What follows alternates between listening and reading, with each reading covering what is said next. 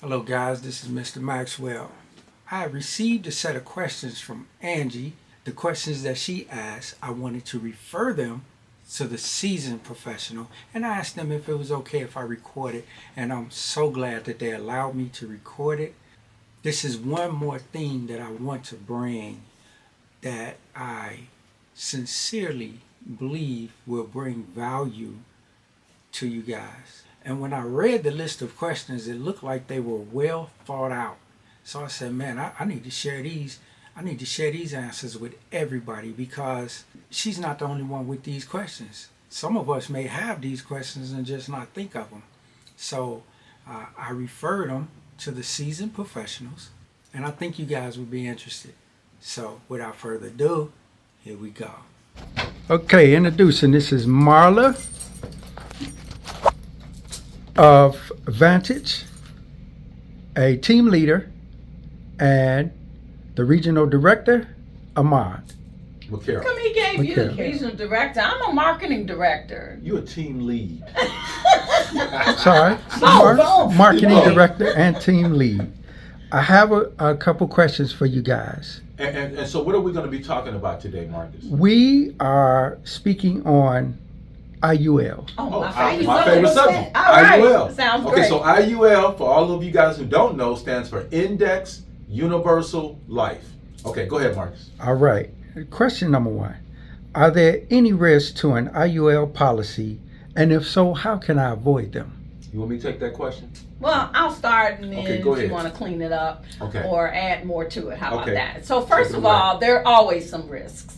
First of all, we have to design the policy based on the individual. And so if you're not getting an I.U.L. designed for you specifically, you need to talk to a professional like us and get it designed based upon your age, based upon what it is you want to do with it, based upon how long you want to maintain it, and your health currently. Beautiful. I have nothing else to add. It has Okay. to be structured properly. How much are the fees? Okay, so you want to take that question? You want me to take that one? Oh, well, go ahead. Okay, Got so shares. so because at the end of the day, it's an insurance policy. Insurance policies always have fees. So one of the fees is called the COI, which is the cost of insurance, and that's based on the death benefit. So it's going to be different based on your age, based on your risk class, all of that. Then you have administrative fees, which that's the fees that the insurance company also charges. And those fees vary. And so you just got to work with an insurance company that has lower fees. And we're very transparent when it comes to that. Okay. That'll be part of your illustration. So when you get presented with the illustration, it'll say right on there all the fees that you just talked about. Okay. Okay. What about guarantees? Are there any guarantees? If so, what are the guarantees? So Death benefit, first of all. there are quite a few guarantees. The one is the death benefit, but the other guarantee is that you won't lose money, right? So even in a down market, you might get zero, but you won't lose. And that's when they say zero is your hero in a down market. In other words, you'll never lose your principal. Whatever you put into it, you'll never go below that number. So no matter how low the stock market drops, Exactly. we don't lose. Correct. Okay. That's perfect. All right. Do you know anyone personally successfully using an I.U.L. long term, and how? Also, can you show the policy older than 3+ years old? That's a two-part. Can I? Oh, that's an easy one. Take that one. Okay, so I love to use examples, and I love for the examples to be me. So I have a lot of personal experience with things, and in this case, I have personal experience with an I.U.L. I've had an I.U.L. that I started many, many years ago, but in 2018, my husband passed away. Arman is my financial advisor, and so I came to Arman. We set up an I.U.L. that I started back then. I was thinking to myself, okay, so I needed a little more death benefit. I added the death benefit, but more importantly, I wanted it to grow so I could borrow from it at a later time.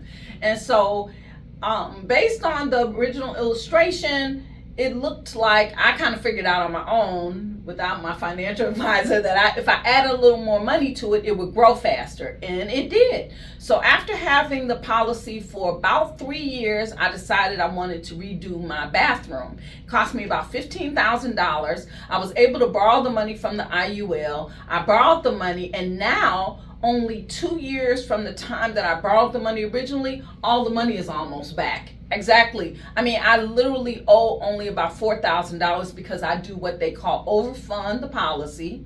And so my I.U.L. is about 6 years old now. So very successfully, I've almost paid back all of the money that I borrowed, and it's still growing, and it's on an increasing death benefit. And so I now have more death benefit than I originally started with.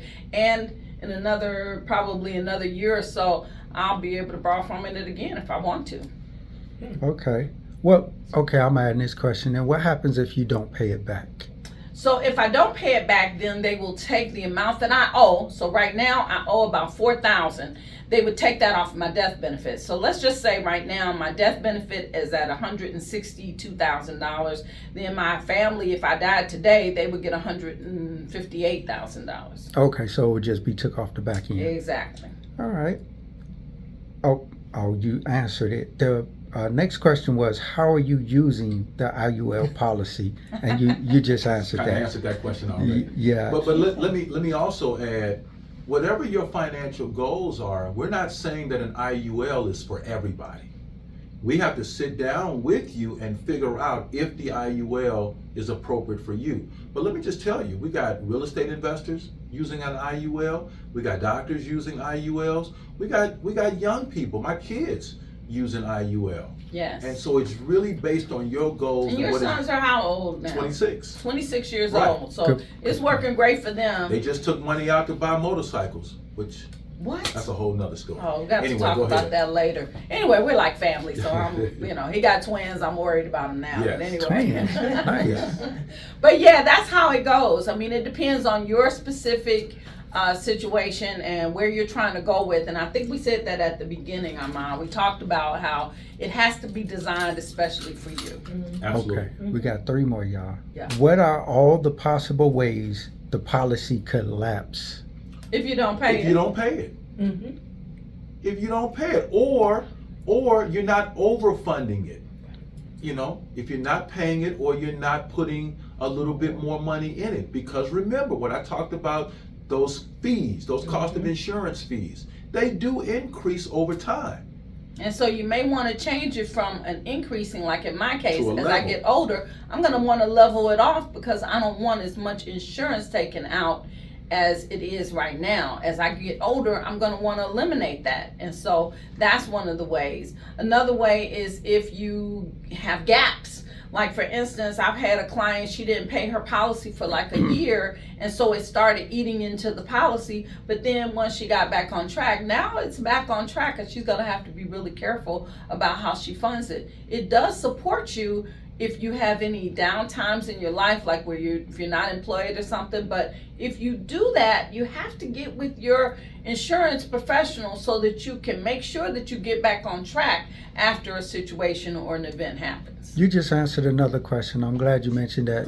You said that, well, a question that's not on here. The policy can be converted. It don't have to be that same policy throughout, because you said you changed it from level to From increasing to level. yeah, Right. increasing And I level. want to add something when you said change.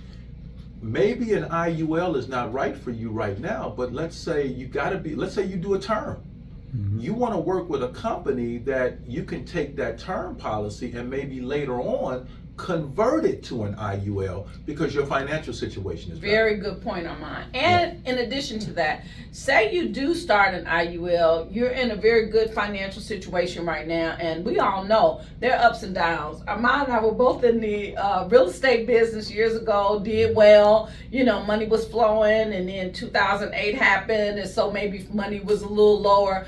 But the point is that maybe you're overfunding it right now, and you get into a little crunch. You can lower that amount to a minimum amount to keep the policy in force until you're ready to get back on track. You get back on track and then you can increase it. No other policy does that. You can lower it, you can increase it, you can change the amount that you are adding to the account based upon where you are financially. Yes, you have to put in a minimum amount, but the maximum is really, really high, and so you can overfund that account to give you some more security. Okay, you answered another question. What happens when when the market doesn't perform positively? You answered that it doesn't. Yeah, we talked about that. Yeah. Now, two more questions. Please describe the moving levers and risks of an I.U.L. That's such a vague question. Yeah. I would It's say, too wide open. Yeah. It is. It's too broad. Just, It really is pretty just broad. say that it has to be structured properly, and it has to be for that client. Yes. And what we do is we do a thorough sit down with you, something called a financial needs analysis, to make sure that if we are going to recommend the I.U.L., that it's right for you. And we'll go over all those levers at that time. And in addition to that, you have to be with a company that has that opportunity, because if a company does not provide those different options, then you can't select those different options. So we do term policies, we do I.U.L.s, we do whole life policies, we do so much that we're going to find what works for you, because it's not going to work for us if it doesn't work for you, our client. Last question. Is there any way this I.U.L. will perform negative years during retirement? Negative years? No, it's either It's going to not be negative. 0 or positive. Right. So again, it's not going to fall under the principal amount, the amount that you put into it. All Thank right. you, That makes guys. sense? Is that good? Thank you. All Thank you, right. guys. That was a lot of information in a short period of time. Hopefully, we'll have you guys back to share more. And thank you. Thank you. Mr. Arman and Marla, thank you. Thank you, You're guys. welcome. Bye-bye. All Till right. next time. Thank you guys for listening. This is Mr. Maxwell. Hopefully you got some valuable content out of this, and maybe you have more questions that you might want to ask. If so, jot them down, reach out, let's have a conversation. If I can't answer it, like I said, I refer to the seasoned professionals, and we'll get it on the right track. So, thank you for listening. This is Mr. Maxwell. Have a great day.